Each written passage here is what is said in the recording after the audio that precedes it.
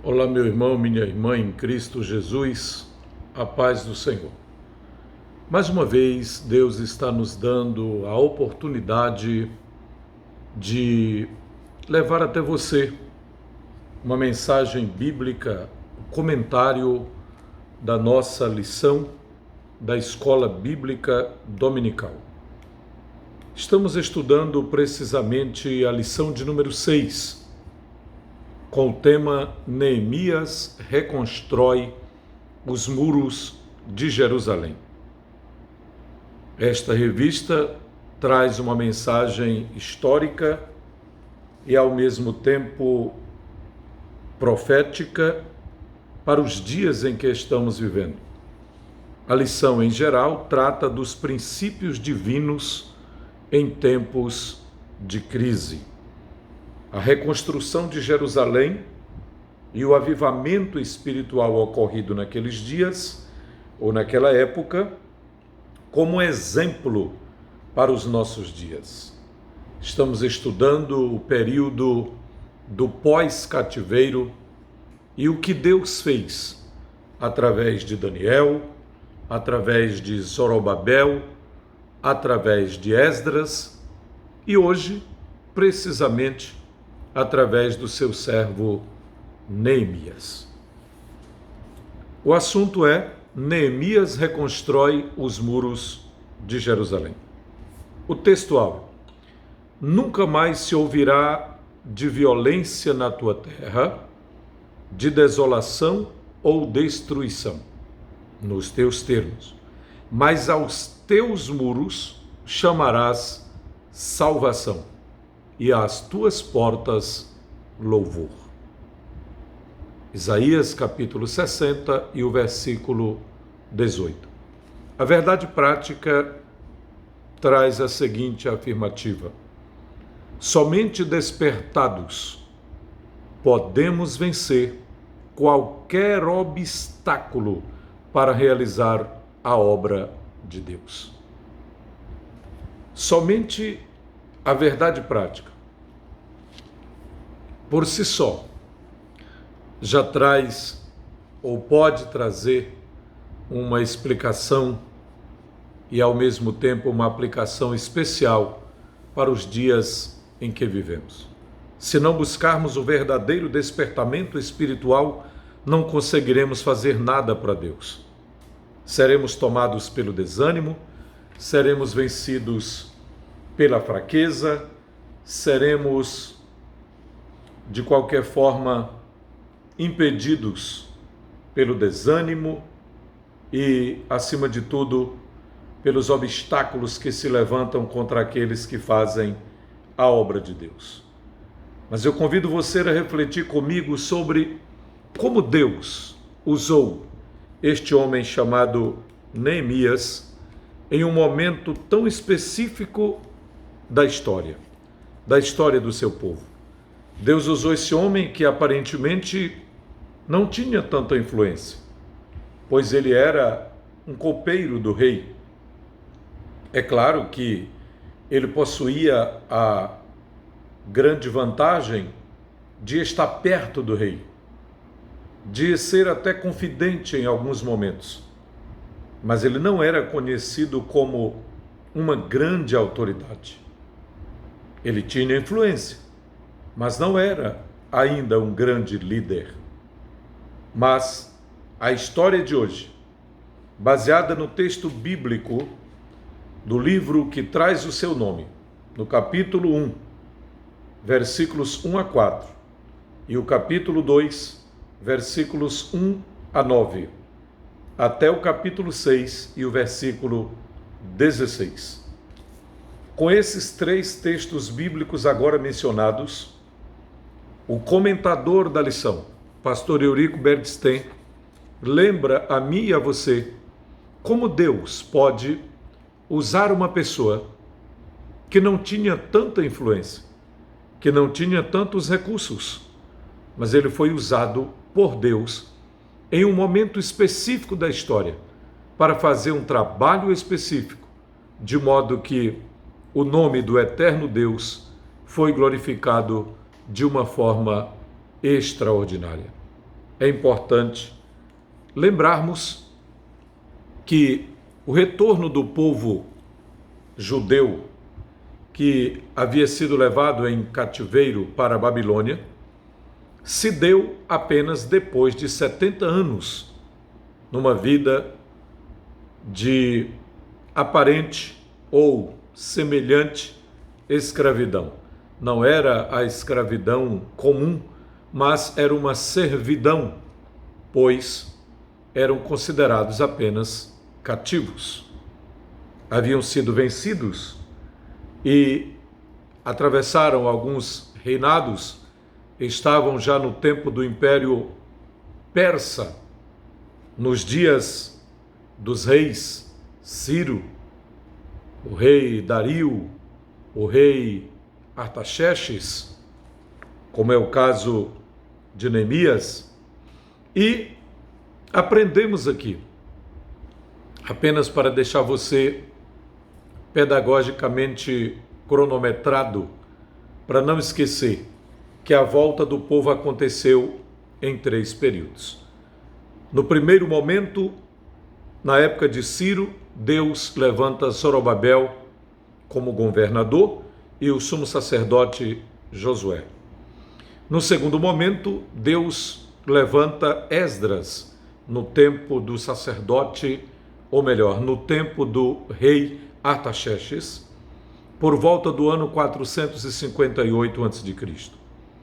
O primeiro retorno foi em 538 a.C. E a terceira etapa, a terceira equipe, voltou com Neemias no tempo do rei Artaxerxes, no ano 445 a.C. Portanto, o que vamos estudar agora é como Deus usou Neemias para reconstruir os muros de Jerusalém. E essa lição tem o objetivo geral de mostrar como Deus despertou Neemias com o desejo de restaurar os muros de Jerusalém. Foi Deus quem o despertou. E os objetivos específicos são diversos. Aqui são enumerados pelo menos 6. Mostrar como Deus respondeu à oração de Neemias. Segundo, saber como foi a ida e a chegada de Neemias a Jerusalém. Terceiro, explicar como Neemias iniciou a reconstrução dos muros. Quarto, compreender que o levantamento dos muros provocou grande oposição, principalmente de Sanbalat e Tobias. Quinto, apontar como foi a inauguração solene dos muros. E, por último, conscientizar a respeito dos ensinos que a construção dos muros traz a todos nós nos dias em que vivemos. Bem, esta lição, portanto, mostra que os muros de Jerusalém foram levantados apesar dos poucos recursos que os judeus dispunham e apesar da grande oposição dos samaritanos e de vários inimigos que viviam nos arredores de Jerusalém. Deus responde às orações de Neemias. Este é o primeiro ponto. Se lermos o capítulo como um todo, ou por inteiro, você percebe que no capítulo 1, Neemias tem notícias por meio de um de seus irmãos que chega trazendo informações sobre a situação de Jerusalém e do povo que lá vivia. Anani, irmão de Neemias, contou como os judeus que haviam retornado a Judá após o cativeiro estavam em grande miséria. Os muros estavam fendidos, as portas queimadas a fogo, e havia desprezo, havia miséria, muita pobreza, desânimo e tristeza entre o povo. Agora, depois de ter ouvido isso, o texto sagrado diz que Neemias, especialmente o versículo de número 4, ouvindo estas palavras, assentou-se, chorou, lamentou por alguns dias E diz ele, esteve jejuando e orando perante o Deus dos céus. De acordo com o texto bíblico, nós aprendemos que ele iniciou a sua oração no mês de dezembro e foi até o mês de março. Aproximadamente 4 meses, buscando a Deus especificamente para lhe dar uma direção, para lhe dar uma resposta sobre o que fazer e como fazer para ajudar os seus irmãos que estavam sofrendo em Jerusalém. Que iniciativa extraordinária! É assim que deve ser ainda hoje. Todo homem de Deus, toda mulher de Deus, todo adolescente, todo jovem, toda pessoa que deseja fazer uma obra séria para Deus, comprometida com o verdadeiro propósito de Deus, com o reino de Deus, deve começar sempre com oração. Neemias começou certo. Ele começou com oração. Eu e você, se quisermos também sermos usados por Deus, de forma que venhamos glorificar, dignificar e exaltar o nome da majestade santa, devemos, como este homem fez, também começar clamando a Deus, orando, jejuando, meditando na obra de Deus, procurando ouvir uma resposta de Deus, uma direção de Deus sobre o que devemos fazer e como devemos fazer. A Bíblia diz que Deus respondeu à oração de Neemias. Como resposta às orações de Neemias, Deus despertou o rei para assumir a responsabilidade do empreendimento. Qual era o empreendimento? Reconstruir os muros caídos de Jerusalém. Reconstruir praticamente a cidade inteira. Perceba que aqui nós aprendemos uma grande lição. Neemias era apenas o copeiro do rei. O livro de Neemias é uma grande lição sobre liderança, administração e como devemos empreender no reino de Deus. No início do livro, Neemias é o copeiro do rei. Logo depois, ele é o governador. Em seguida, ele é o construtor dos muros, um grande construtor. E por último, além de continuar como governador, ele era o grande líder regional e ainda liderou, junto com o sacerdote Esdras, um grande avivamento espiritual, um grande despertamento espiritual. Perceba como passo a passo as coisas vão acontecendo para se cumprir a vontade e o propósito de Deus na vida deste homem chamado Neemias. Bem, Neemias era copeiro do rei e, para desenvolver sua função, um certo dia ele apresentou-se diante do rei com um semblante triste.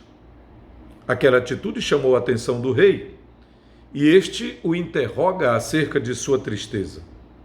E prontamente Neemias responde: como poderia eu estar alegre, feliz, se a cidade dos sepulcros dos meus pais está desolada? Se os meus parentes, se os meus compatriotas estão lá em grande miséria, estão desprezados, estão sofrendo perseguição, os muros estão caídos, fendidos, as portas foram queimadas pelo fogo e os sepulcros foram até violentados. A cidade está em situação de desprezo e miséria. Imediatamente, o rei sente um pesar, preocupa-se com a situação do seu fiel cooperador e lhe pergunta: então, o que te farei agora? Era como se o rei estivesse dizendo: o que eu posso fazer para te ajudar a resolver este problema? O que tu precisas de mim? A Bíblia diz que Neemias orou de novo.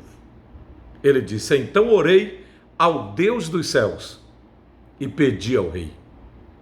Se te parece bem, se for do agrado do rei, me libere para ir a Jerusalém. Eu quero reedificar aquela cidade.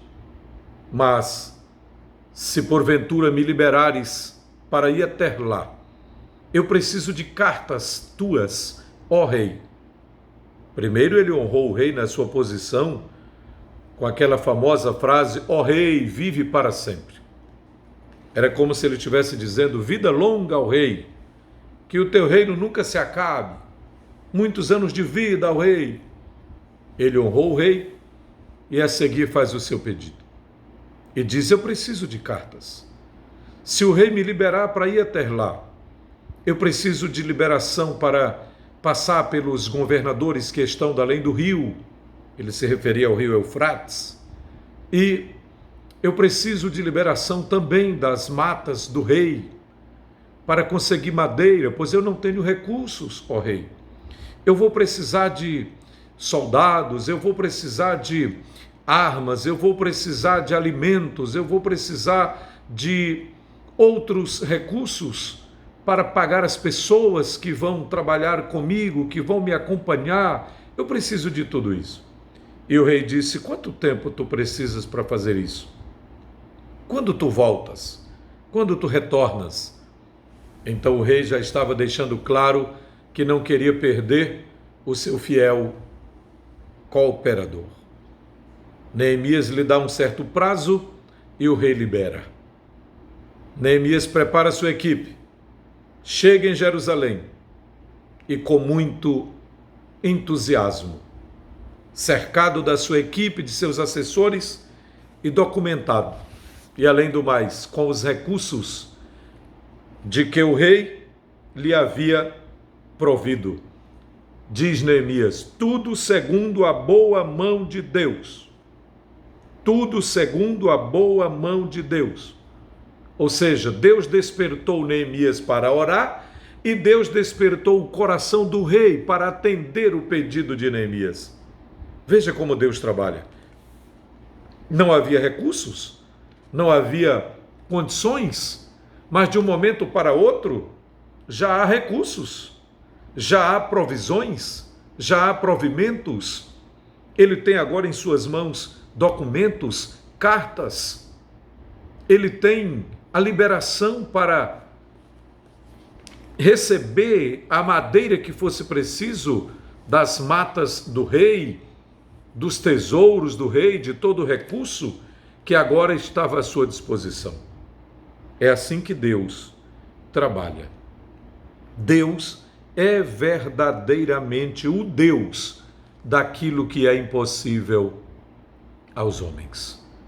Ele pode usar quem a gente nem imagina. Ele pode usar um desconhecido, mas ele pode usar um conhecido, um parente, um amigo, um líder, uma autoridade, alguém que está no exercício do poder. Deus faz como Ele quer, porque a obra é dele, o poder é dele, a glória é dele, e Ele usa cada um conforme o seu desígnio, conforme o seu santo propósito. Aprendemos que depois da chegada de Neemias, ele passa pelo menos uns 3 dias sem dizer nada a ninguém, apenas sondando. Ele não chegou logo fazendo alarde: eu sou tal, eu cheguei com a ordem do rei, agora o negócio vai porque eu é que vou empreender, eu é que vou liderar. Não. Ele chega com humildade, muito discreto, falando pouco ou falando quase nada, prestando atenção, faz um levantamento da real situação dos muros e só depois que ele sai com alguns dos seus auxiliares mais próximos, montado em um animal, de noite, pesquisa, rodeia toda a cidade, pesquisa a real situação, contempla de fato a pobreza e a grande necessidade. Ele faz um levantamento. Ele, conforme diz o texto no capítulo 2, ele, logo depois desta sondagem, deste levantamento, ele convoca os judeus, convoca os líderes do povo, convoca os anciãos, convoca o povo em geral e lhes dá uma palavra favorável, explicando como a boa mão de Deus havia sido com ele desde o primeiro momento, em que ele sentiu a necessidade do seu povo, se dispôs para reconstruir Jerusalém, foi ao rei, Deus tocou no coração do rei, o rei o liberou e além de liberá-lo para fazer aquela grande obra, ainda lhe deu recursos suficientes. Só precisava agora da mão de obra, só precisava agora de muita disposição do povo para reconstruir os muros, para que a autoestima daquele povo tomasse o seu lugar certo, se elevasse e o povo pudesse compreender que Deus estava com ele mais uma vez. Agora, a palavra é essa: levantemo-nos e edifiquemos. E esforçaram as suas mãos para o bem e para a boa obra. Depois que ouviram a mensagem inicial de Neemias, entenderam que Deus estava naquele negócio. Compreenderam que Deus estava naquele empreendimento, que certamente havia chegado à solução para o problema tão grave em que viviam. Mas estava tudo resolvido? Não. Era necessário uma estratégia. Por isso, a parte 3 da lição, o tópico 3, vai falar do plano de Neemias.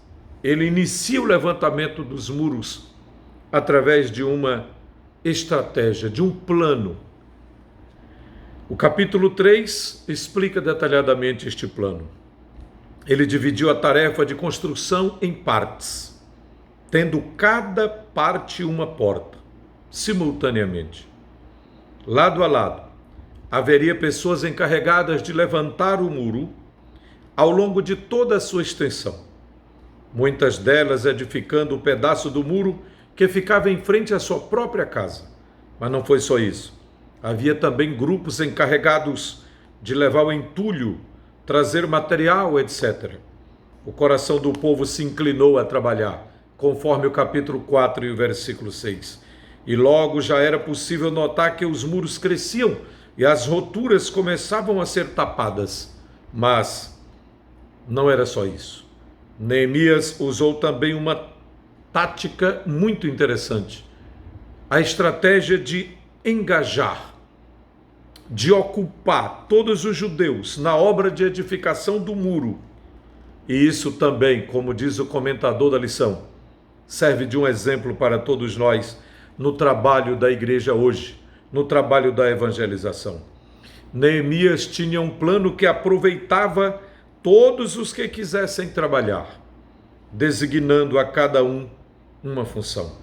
Assim também o pastor da igreja, o líder, o missionário, o dirigente, o coordenador de área, como diz aqui a lição, deve, na direção do Espírito Santo, orientar os crentes a entregarem-se a Deus para realizarem a obra do Senhor, com dedicação, com entusiasmo, trabalhando para o Senhor, pedindo que o Senhor encha o coração dos crentes de alegria, de entusiasmo, para ganhar almas, para ver a obra do Senhor crescer, para que os problemas sejam resolvidos, as necessidades sejam supridas e em tudo o nome do eterno Deus venha a ser glorificado.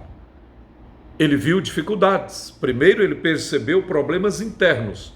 E um dos problemas que ele percebeu era a grande diferença entre ricos e pobres, pois muitos pobres haviam precisado de empréstimos e alguns ricos estavam se aproveitando daquela situação, cobrando juros exorbitantes, juros altíssimos. Então Neemias chamou o povo e deu a palavra certa, a orientação certa, pois o problema agora estava sendo resolvido. Quando Neemias tomou conhecimento do problema, deu um sábio conselho, o problema se resolveu e a obra prosseguiu. Como Deus é maravilhoso! Deu a palavra certa até mesmo em um momento de divisão interna, pois estava diante deles uma ameaça de uma desunião, de uma divisão entre os próprios compatriotas de Neemias, entre os próprios judeus. Então ele entendeu que não era possível continuar daquela forma. O problema interno foi resolvido. Neemias, cheio de fé e coragem, inicia agora o levantamento dos muros. Depois de iniciada a edificação dos muros, conforme aqui o tópico de número 4, aquela atitude provocou grande oposição. Portanto, o tópico 4 diz que, iniciada a edificação dos muros, Sambalate e Tobias, como também o Gesem, que era o arábio, aqueles homens indignaram-se grandemente e usaram várias estratégias para fazer a obra parar. Todavia, Neemias e seus liderados, ajudados pelo Senhor, como diz o próprio texto, conseguiram vencer todos os obstáculos que se levantaram e trabalharam sem cessar até a conclusão do muro. Diz o texto que as diferentes formas de ataques dos inimigos de Neemias, dos inimigos dos judeus, não foi suficiente para fazer Neemias parar. Na verdade, o capítulo 6 diz que eles tentaram várias vezes chamar Neemias para discutir, chamar Neemias para tentar enganá-lo, mas ele dizia sempre: estou fazendo uma grande obra, não posso parar, não posso descer, não posso parar. E foi assim que a obra prosseguiu. Em um dos momentos, me chama muita atenção no capítulo 4, quando Neemias convoca a liderança do povo e o povo em geral e diz: lutem por vossos filhos, lutem por suas famílias, lutem pela vossa esposa, pelas vossas casas e pelo que vos pertence. E no lugar onde vocês ouvirem o som da trombeta, para ali acorrei. Uni-vos, e o nosso Deus pelejará por nós. Glória a Deus! O nosso Deus pelejará por nós. Que mensagem extraordinária! Como é bom sabermos que o nosso Deus, além de nos amar, além de cuidar de nós, também está pronto para pelejar por nós diante de embates e dificuldades que poderão surgir no caminho. Eu e você temos uma tarefa aqui na terra. Cada um de nós tem uma obra para executar. Cada um de nós tem uma missão. Cada um de nós tem um propósito. Cada um de nós fomos alistados por Deus para realizar algo para o seu nome, para o seu reino nesta terra. E quando estamos imbuídos, comprometidos e dedicados com a obra do Senhor, precisamos prestar atenção que os obstáculos vão surgir.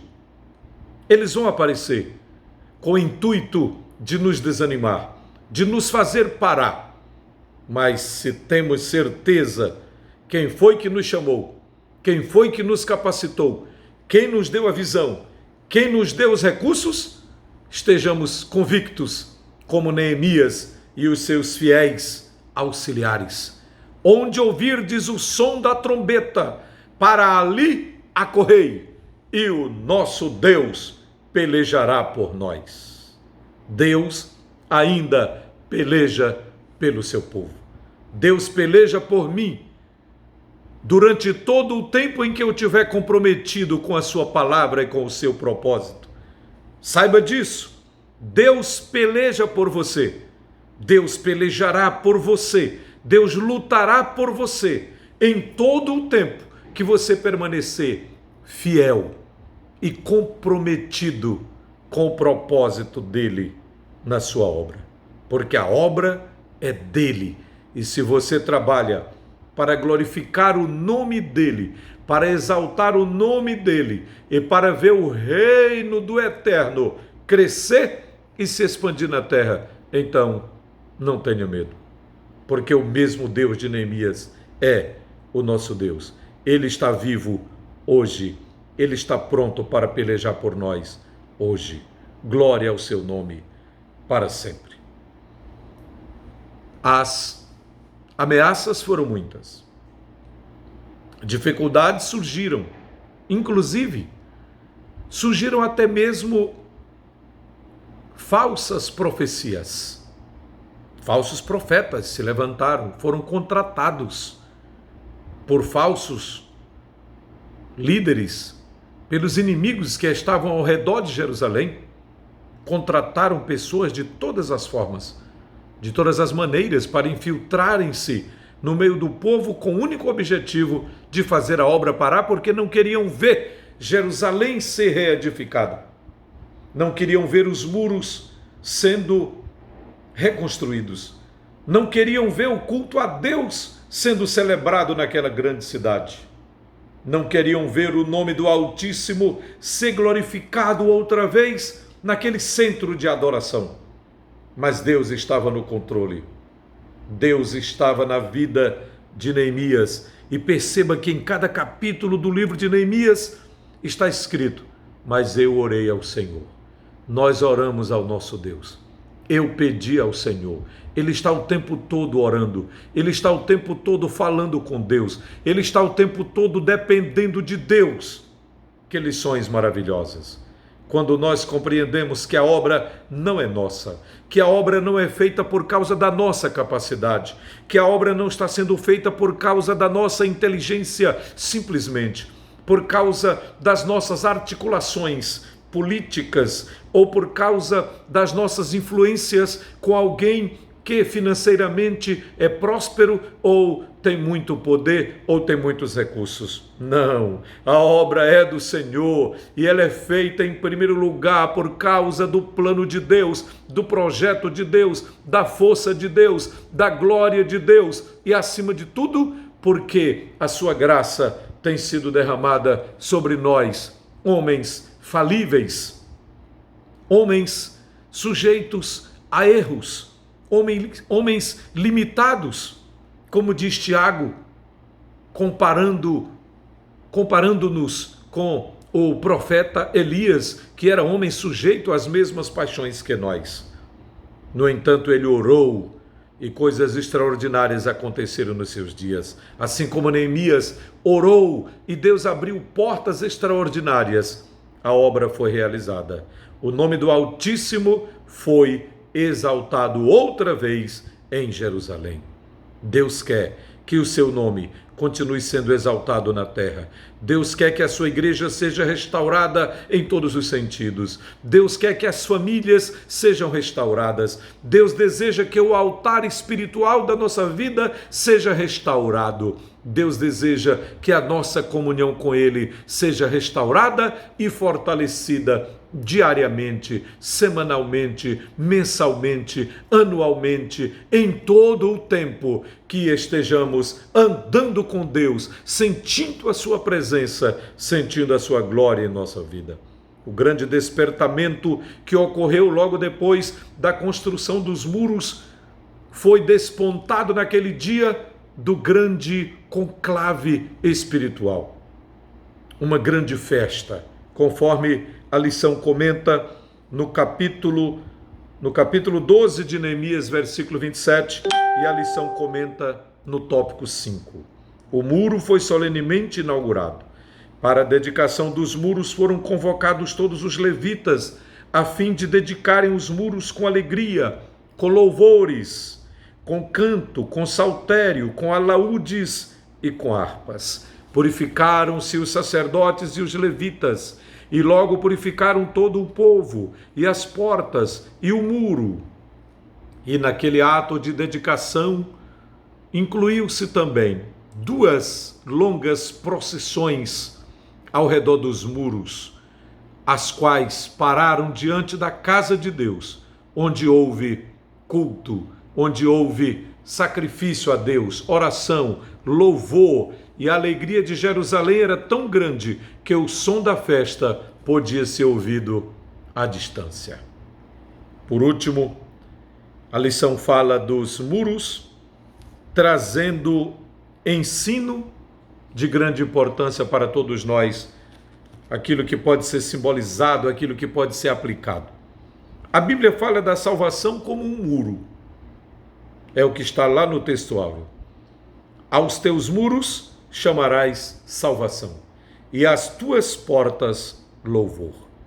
E ainda, no capítulo 26, o versículo 1 diz: uma forte cidade temos, a quem Deus pôs a salvação por muro e antemuros. Esta é uma aplicação interessante que o profeta faz acerca do poder de Deus para salvar, comparando a salvação com fortes muralhas ao redor de uma cidade, para que a mesma torne-se segura. O muro da salvação fala da divina proteção que beneficia aqueles que se abrigam dentro dele.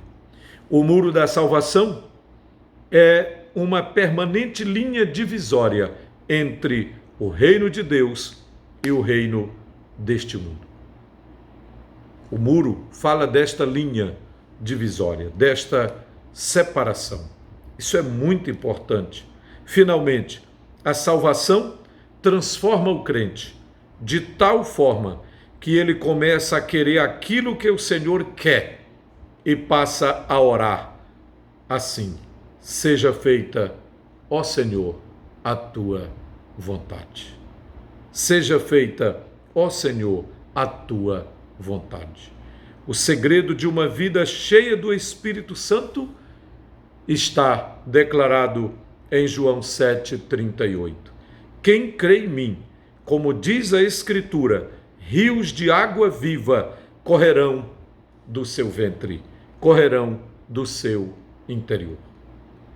Que esta lição, que estas informações históricas ocorridas há tanto tempo antes de nós, nos dias de Neemias, nos dias daqueles judeus que voltaram do cativeiro babilônico, tudo o que ali ocorreu começou com oração. Deus despertou o coração de Daniel para orar e buscar a sua presença.